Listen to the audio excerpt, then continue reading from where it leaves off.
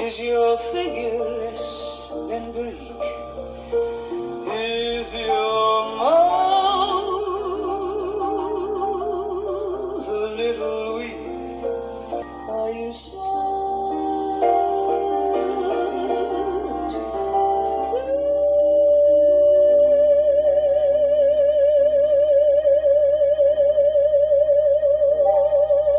Don't change a hair for me.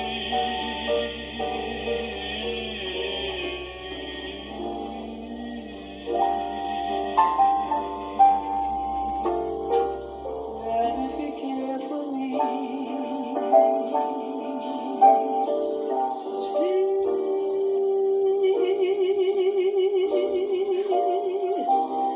Little Valentine,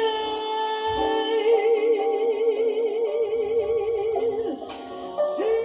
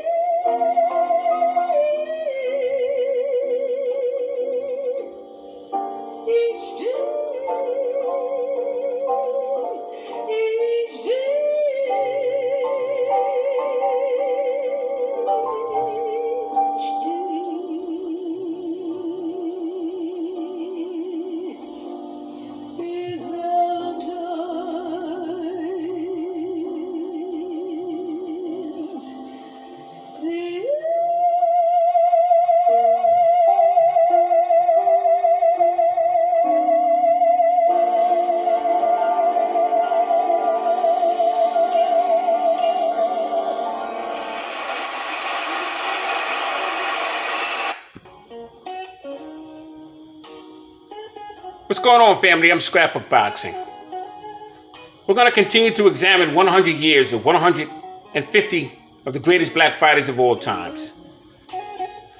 Kurtis Anderson and myself made sure that we included the cream of the crop of the great black fighters from turn of the century to modern day. Now, Jack Chase, his name was Young Joe Louis, Isaiah James Chase, born January 27th, 1914 in Sherman, Texas. He would die March 23rd, 1972. He was 58 years of age at the time of his death. Began boxing at St. Mary's Auditorium in Colorado against Billy Pryor, January 30th, 1936. 4 rounds, and he would win a decision.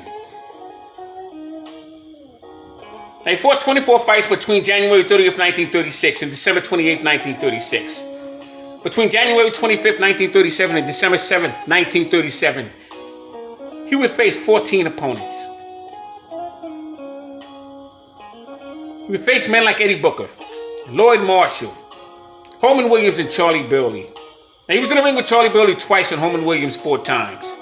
Little Tiger Aaron Wade and Jimmy Garrison. Harry Kid Matthews, who would eventually face Rocky Marciano for the heavyweight championship of the world. Archie Moore twice and Paul Lewis twice. Been in the ring with Kenny Watkins 3 times and Watson Jones, who would be the California light heavyweight champion of the world. Take on Coco Kid and Oakland Billy Smith. Bobby Zanander, Big Boy Hughes. Jack Chase would have 49 total bouts. In his first career, a total of 119 total bouts in all. 81 wins, 24 losses, 35 knockouts, 12 draws, and 2 no contests. He was stopped 3 times, and he would lose by 20 points in decisions. 20 fights. You see, Jack Chase would find himself in trouble from time to time. But he was some fighter. He would shoot Eddie Booker. It would settle out of court. He would eventually be a chauffeur, along with William Gorilla Jones and Chalky Wright with Mae West. Jack Chase must be on this list. He had some unbelievable trainers during those days. Harry Wiley Sr. began boxing through the Harlem, New York YMCA. His gym had success, full of fighters such as Gil Turner, Reno Molina, Rocky Castellani, Doug Jones, and Tony Anthony. Wrapped the hands of Sam Langford, Waterboy for Jack Dempsey. While standing behind an ice cream truck, taxi cab would run right into him. Run over his legs, causing his legs to break. He would wind up becoming a head coach in the National AAU Championships, as well as the Los Angeles Games, 1932 Olympics. He was the head coach, first black head coach at all Olympic Games. The only trainer to bring back 5 medals, 2 gold and 3 bronze. 1 fighter turned professional. And he won a bantamweight title. And his name, Luke Salica. He would train fighters such as Baby Joe Gans and Canada Lee, Henry Armstrong, and Lou Ambers. Be in the corner of Muhammad Ali when he faced Buster Mathis Sr. And he would be the chief second for the great Sugar Ray Robinson. Harry Wiley Sr. One hell of a trainer.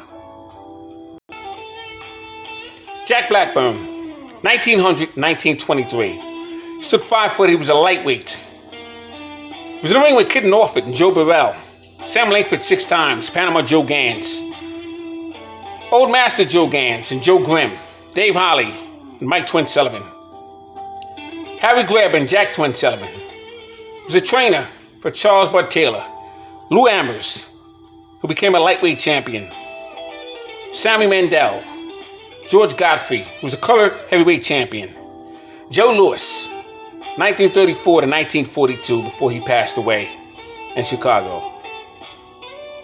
Joe Louis would become champion from 1937 to 1949.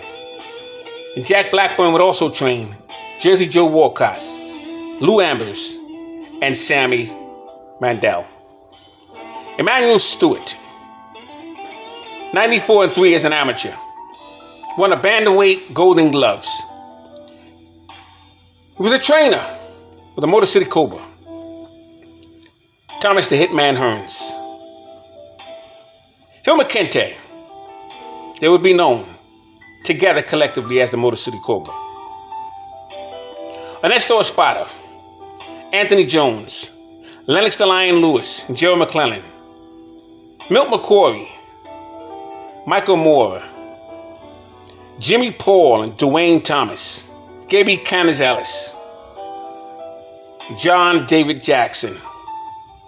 He would train Mark Breland and Roy Jones, Julio Cesar Chavez, Prince Nassim Hamed, the Klitschko's, Evander Holyfield, Andy Lee, Andrew Murray, Welcome Nikita, Aaron Pryor, Tony Tucker, Leon Spinks, David Braxton, Miguel Cotto, Chad Dawson and Vivian Harris, Eddie Mustafa Muhammad. He was the head coach for the 1984 Olympic team. What a career Emmanuel Stewart would have. He himself must be on this list. Bowie Fischer. His amateur and professionals careers in 1940. First co-trained Bobby Green. He was a phenomenal featherweight. He would master the soldier role.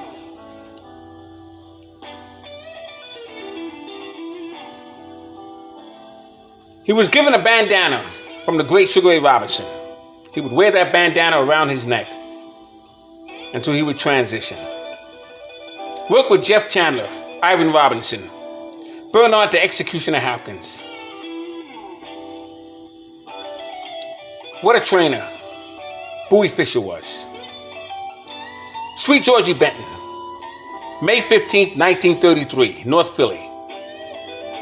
September 19th, 2011, North Philly. He stood 5 foot 10 inches. He was a middleweight. Ranked number 1 for 3 years. Fought from 1949 to 1970. Had a record of 75 total bouts.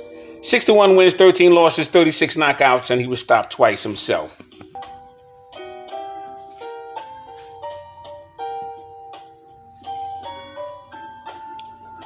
Sweet Georgie Benton would defeat Bobby Boyd, Joey Giardello, Rudolph Benton, Jimmy Ellis, Alan Thomas, and Ernest Buford.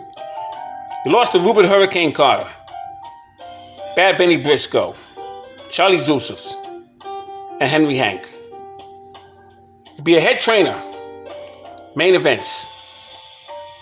We trained Smoking Joe Frazier from 1975 to 1976. George Foreman, Johnny Bumpus, Rocky Lockridge, Willie the Worm Monroe, and Alex Marone. Leon Spinks, 1978, with Muhammad Ali. Leo Rudolph, Melchick T&T Taylor. Pernell Sweet Pea Whitaker. Jimmy Young, Evander Holyfield, Randall Tex Cobb, Oliver McCall, and Michael Moore. Sweet Georgie Benton, the king of the Philly Shell. Had the pleasure of meeting Georgie Benton, Bowie Fischer, Emmanuel Stewart. All dynamite trainers. They must be on this list. Slim Jim Robinson, September 9th, 1930, South Philly. November 5th, 2004, 74 years of age at the time of his death, and he would reside in South Philadelphia. He had a pro career of 21 wins and 15 knockouts. Stood 6'2", he was a light heavyweight. Magnificent trainer he was. He was in the ring with Milo Savage, Von Clay. He trained Ricky Parkey, Eddie Mustafa Muhammad, Mike Rossman, Tim Witherspoon, Azuma Nelson, Alfonso Ratliff, and Roger Mayweather.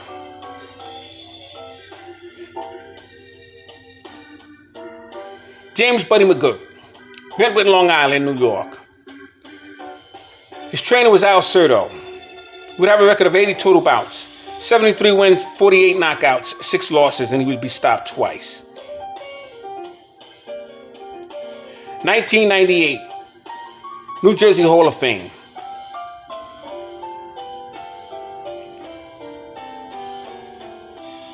James Buddy McGirt, phenomenal trainer and an outstanding fighter. Had the pleasure of knowing him and Slim Jim Robinson. They must be on this list as well. Now, Harold Anthony Smith. His name was Harry Smith. They called him the Harlem Thunderbolt. He was born October 28, 1907 in Kingston, Jamaica. He died September 19, 1933 in Chicago, Illinois. He stood 6'1", weighed 155 to 175 3/4 pounds. He was managed by Dave Brown. He had a record of 65-0 with 55 knockouts as an amateur. Lost only one defeat on a file. Harry Smith had fought and defeated great fighters of his day, such as Holman Robinson, Black Ghost, Powell Reed, Joe Gans, Panama Joe Gans, Italian Joe Gans, Yale Oaken, Frank Rousey, Sandy Garrison, William Gorilla Jones, and Dynamite Jackson. And what was amazing about Harry Smith is that his father wanted him to become a dentist. He wanted to become a fighter. So he would take on Jack McVeigh, who was known as the Pride of Harlem. His name was Julius Williams. He was born July 14th, 1905. He died in 1975. And he'd be in the ring with Allentown Joe Gans and Walcott Langford, Jack Hood, and Philly K.O. Kaplan. Sailor Friedman, Joe Dundee, Pete Latzo, Johnny Dundee.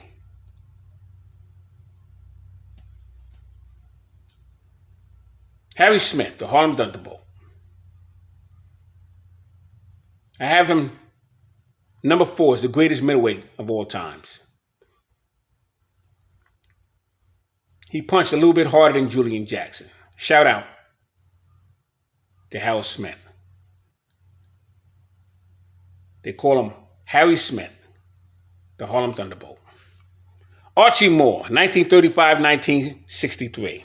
Stood 5'11". He was a light heavyweight, as well as a middleweight. Had 220 fights, 186 wins, 132 knockouts, 23 losses, and 7 stoppages he would have. He would defeat and knock out 7 Black Murderers Row members.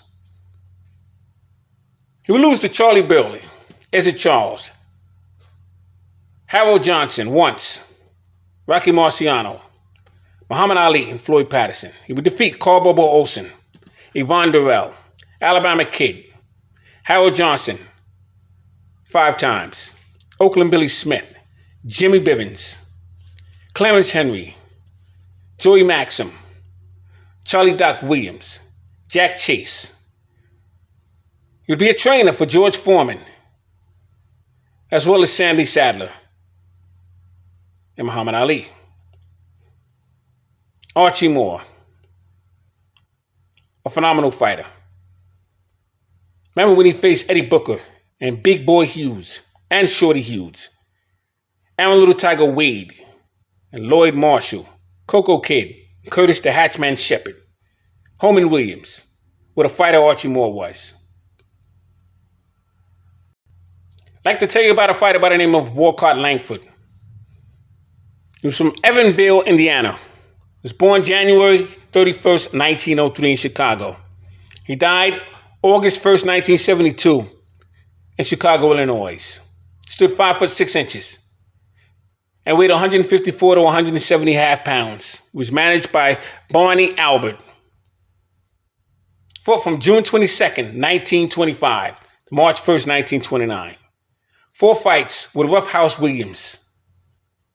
Between December 14th, 1925 and March 19th, 1925. Between June 25th, July 12th, he knocked out White.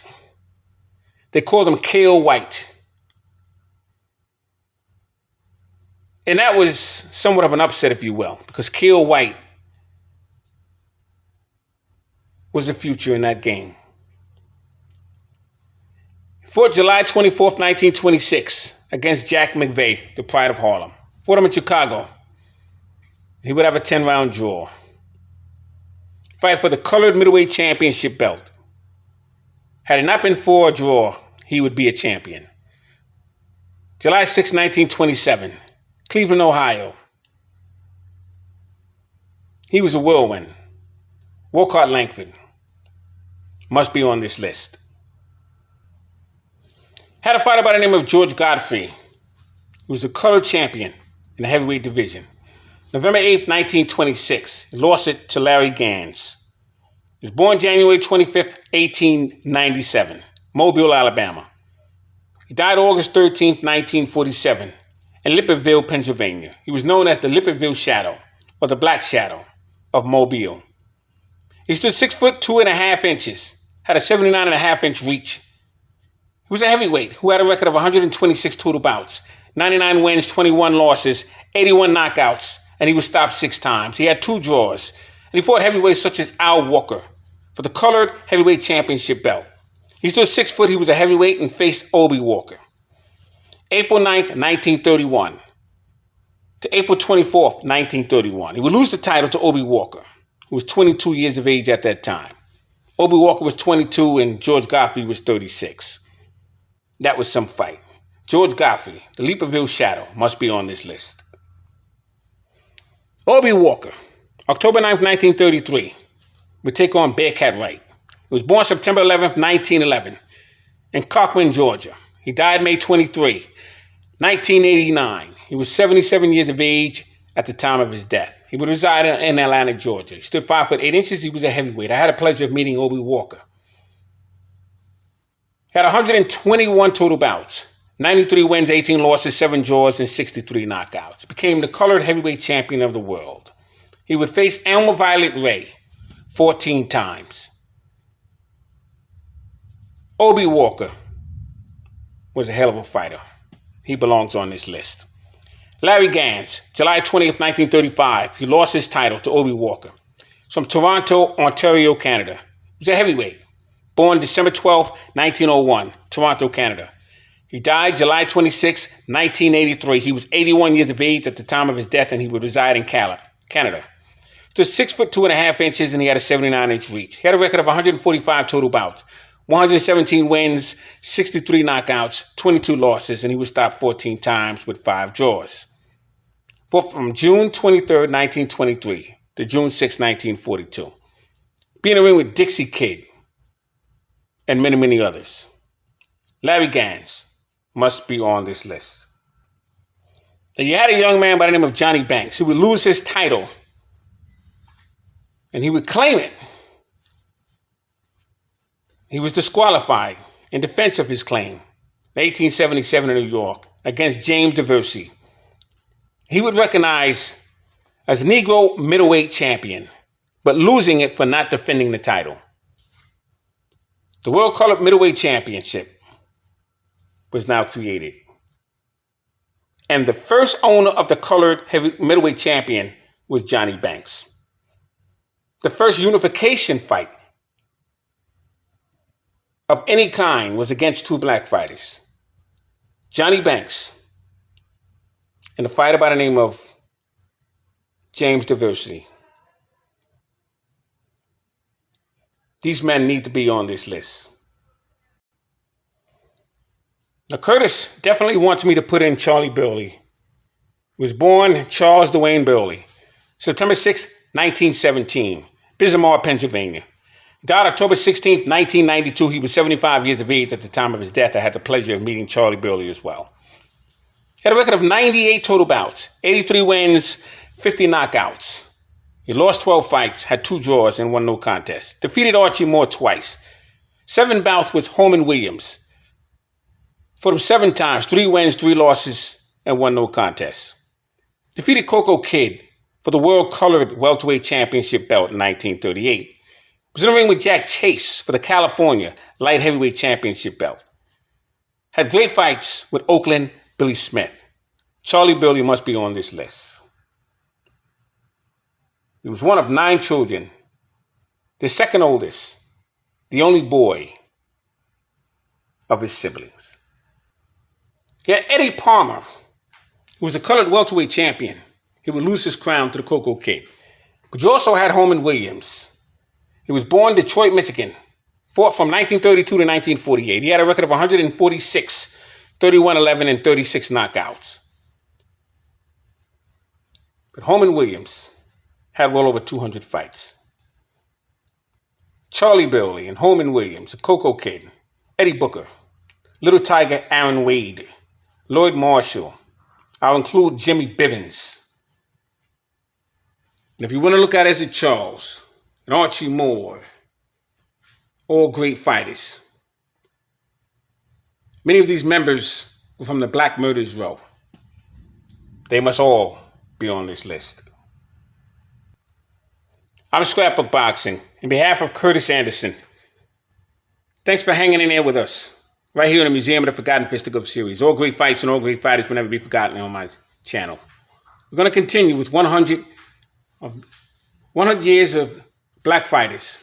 150 of the greatest black fighters of all times. Thanks for hanging in there with us. Part 3 will be coming up soon. Peace.